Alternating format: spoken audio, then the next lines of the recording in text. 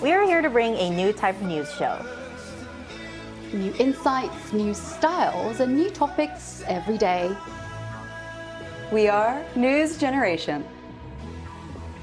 Bring news just for you. It's Tuesday, October 8th here in Seoul. I'm Song Yujin, and this is News Generation. Today we're joined by Kwon Ji-yeon. Happy Tuesday. Happy Tuesday. And Brooke Prince. Hello, happy to be here. Hello.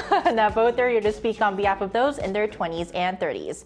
Now, like always, we're going to start with our news feed, which covers different hashtags and news items trending online. We start with the South Korean President Yoon Suk-yeol's three-leg trip to Southeast Asia. On Monday, President Yoon and Philippine President Ferdinand Marcos Jr. upgraded their country's relationship to a strategic partnership. The two leaders signed a joint declaration to solidify this partnership and agreed to strengthen cooperation in areas such as security, the economy, and energy. Now, this is the first time the two nations have elevated their relations since establishing diplomatic ties back in 1949. Moving on, over in Spain, the biennial Human Tower competition took place on Sunday in Tarragona. Thousands gathered at the Tarraco Arena Plaza to watch more than 40 teams build towering human structures known as castells, a centuries-old Catalonian tradition. The competition has been held since 1932. Finally, back here in Korea, an interesting event took place over the weekend. The first edition of a matchmaking program at a temple for those in their 40s. Hosted by the Korean Buddhist Foundation for Social Welfare, 10 men and 10 women were selected from hundreds of applicants for a 2-day program at Hwagesa Temple in Seoul's Gangbuk-gu district. The event included games, a stroll around the temple, and a couple photo contest while enjoying snacks like tteokbokki, kimbap, and pasta. 4 couples matched successfully, and organizers say participants showed more enthusiasm when compared to similar programs for people in their 30s.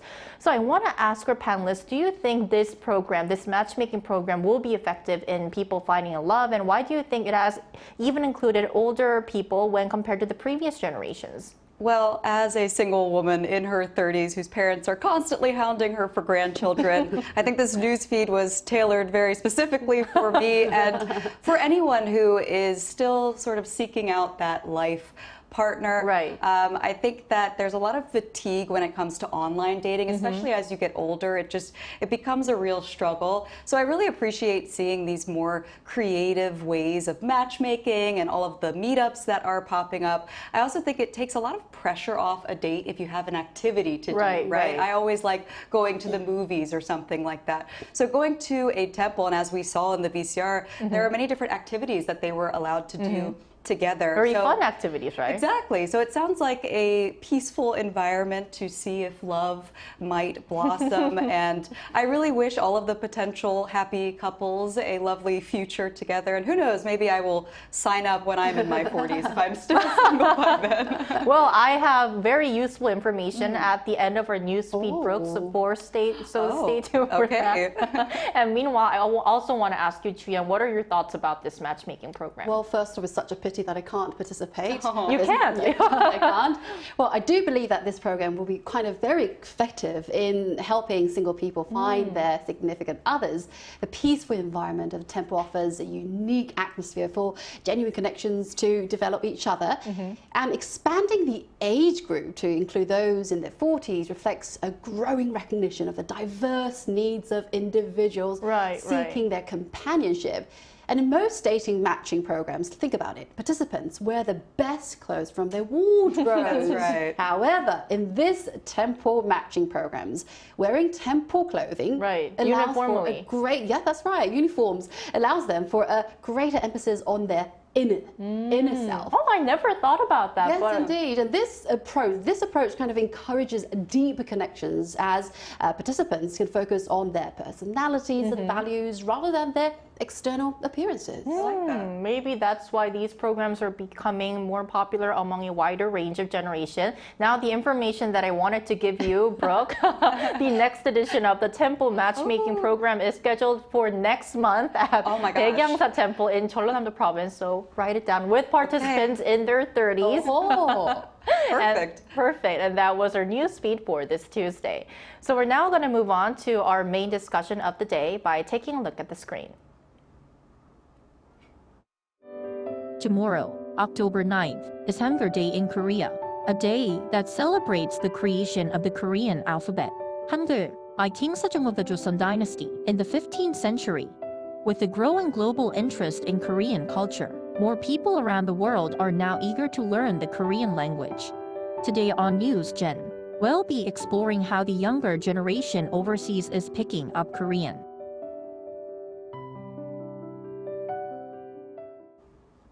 Right, so this year marks the 578th anniversary of the Korean alphabet Hangul. So let's first start by talking about how learning Korean has gained popularity internationally. So I want to ask you, Brooke, have you noticed this trend? Definitely. My siblings always ask me to teach them new Korean phrases whenever I go back home. And they actually remember a lot of them. I give them little pop quizzes whenever I visit. And you might think, well, that's because they have a family member who lives in Korea. That's why they're interested. But I think they would have been exposed to Korean content no matter what, because the Korean wave is just so prevalent everywhere. Right. You now hear K-pop on the radio all the time, and people are always talking about the latest viral K-drama going on. So I think what that does is it really piques people's curiosity. And before you know it, a hobby turns into a fully fledged language learning journey. And the numbers show that as well. From 2009 to 2016, enrollment in Korean language classes at U.S. universities surged by 78%. And Korean is now the 6th most popular language on a popular language learning app, overtaking even Italian, which surprised me because Italian is a Romance language. And typically, for English speakers, Romance languages are much easier to learn. Whereas on the other hand, Korean is defined by the U.S. State Department as a super hard language. Super hard. They define it as being exceptionally difficult for native English speakers to learn. I can attest to that. The word order is completely different. Right. There are all these unfamiliar sounds that your mouth has to get used to making. But I think what Korean has going for it is that people are so passionate about the content that they are willing to take on that mountain. They are willing to take on the challenge and invest the time, energy, and effort that it takes to learn Korean. I've done it, and I can definitely say it's worth it.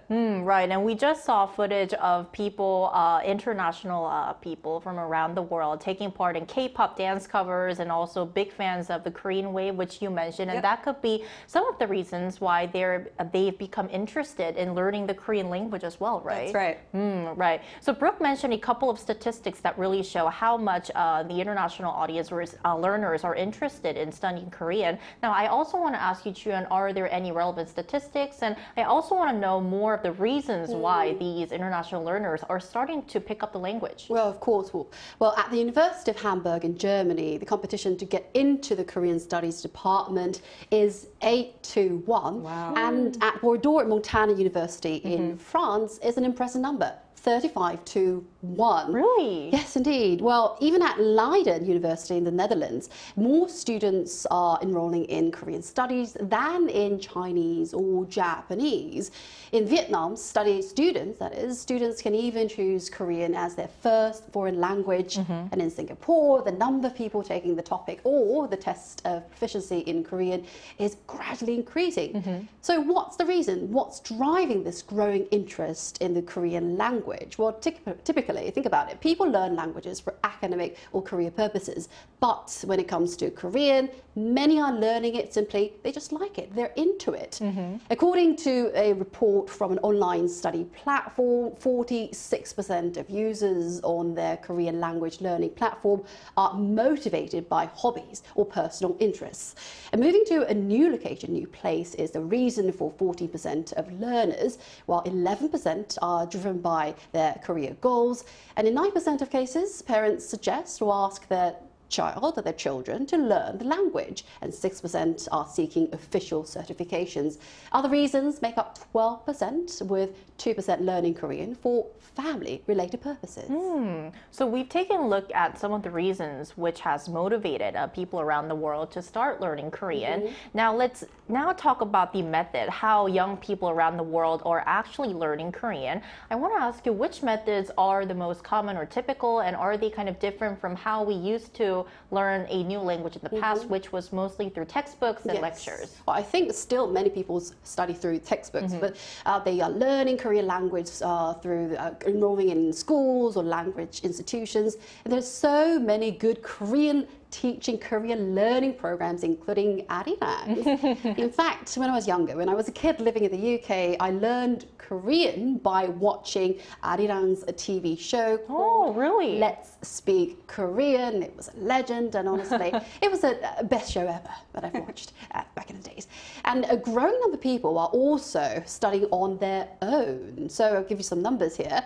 According to the online study platform I mentioned earlier, the number of students usually self-study Korean programs has gone up by 49% in the past year.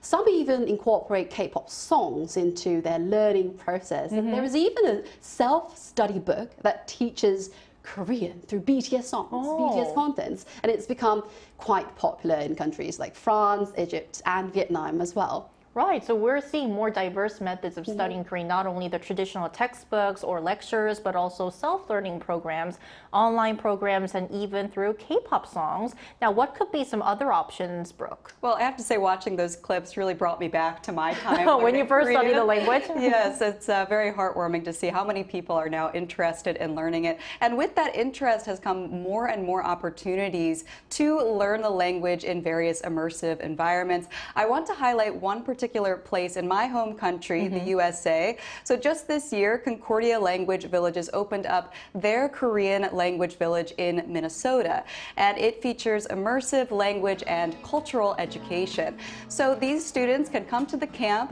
they can take Taekwondo classes, they can learn K-pop dances and experience other cultural experiences through the services that they offer, all while learning Korean from the native Korean speakers that act as their counselors. So of course this looks and sounds wonderful, but not everyone has access to this, right?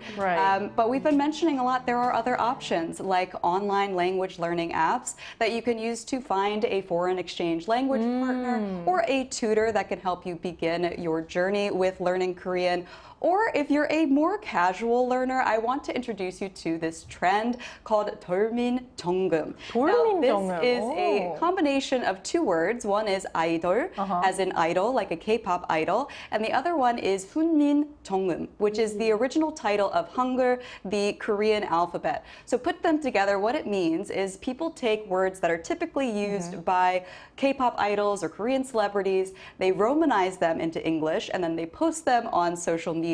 So think about words that you often hear in K-dramas or K-content like oppa, 언니, 막내, or there's this really fun slang term that a lot of people are using on social media these days. It's called a nugu group, which means a group that is not quite well known throughout the world yet. So little terms like that you can learn just by exploring social media. Of course, as a Korean language learner myself, I wouldn't recommend starting with the romanized versions of words. I think we're celebrating hangulday, of course. I think it's important to start with Hangul, learn Hangul, and go from there. But if you just want to learn some lingo, then the Hunminjeongeum is a fun trend to watch out for. Right, maybe you can start learning Hunminjeongeum when you're a bit used to learning Korean, because these are the expressions that locals actually use a lot in their daily lives, right? So as we're talking about the trend of learning Korean, the growing interest, for more on this topic, we're now going to invite a British Gen Z who studied Korean right here in Seoul after a short break.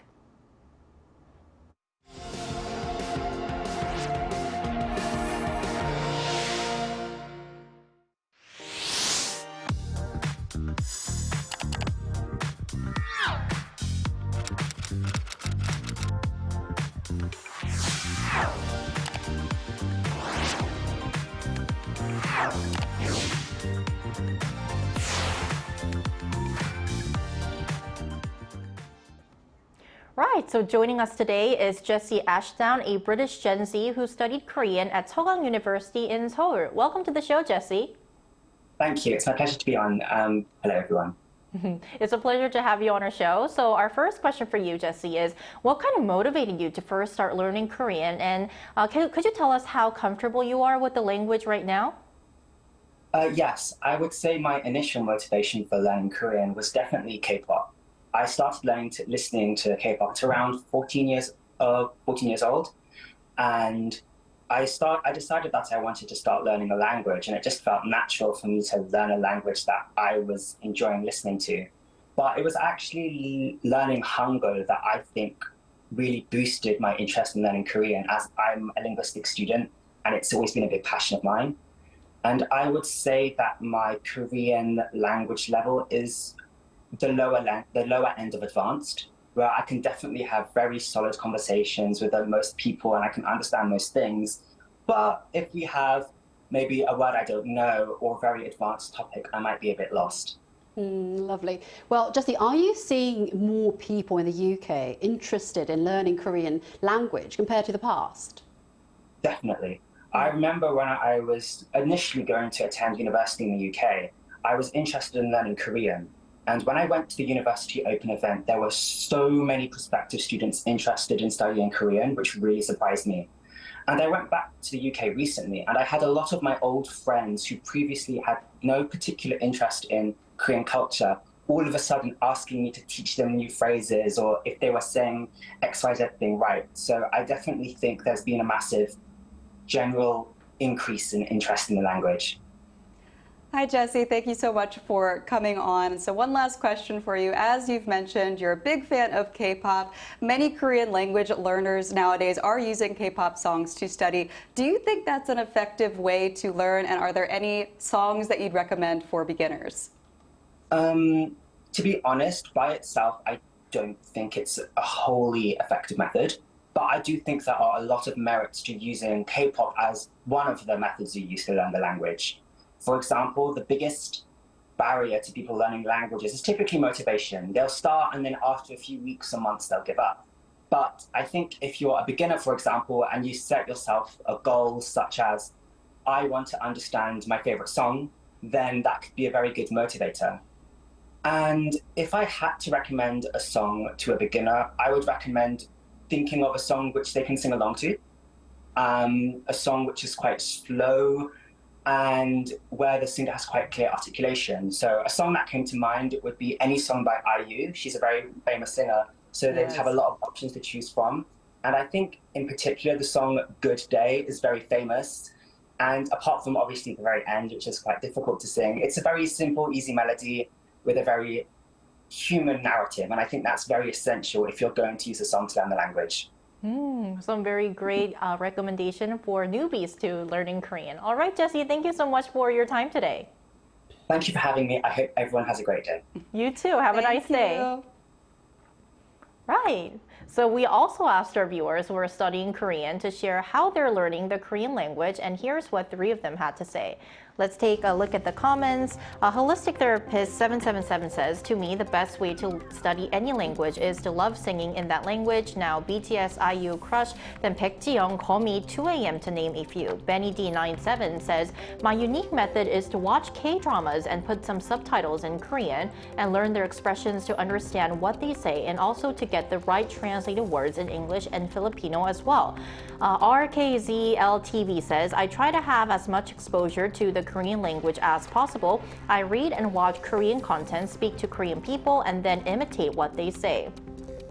So I think a lot of our viewers who gave the comments gave some great recommendations on some of the most effective and fun ways to start learning Korean.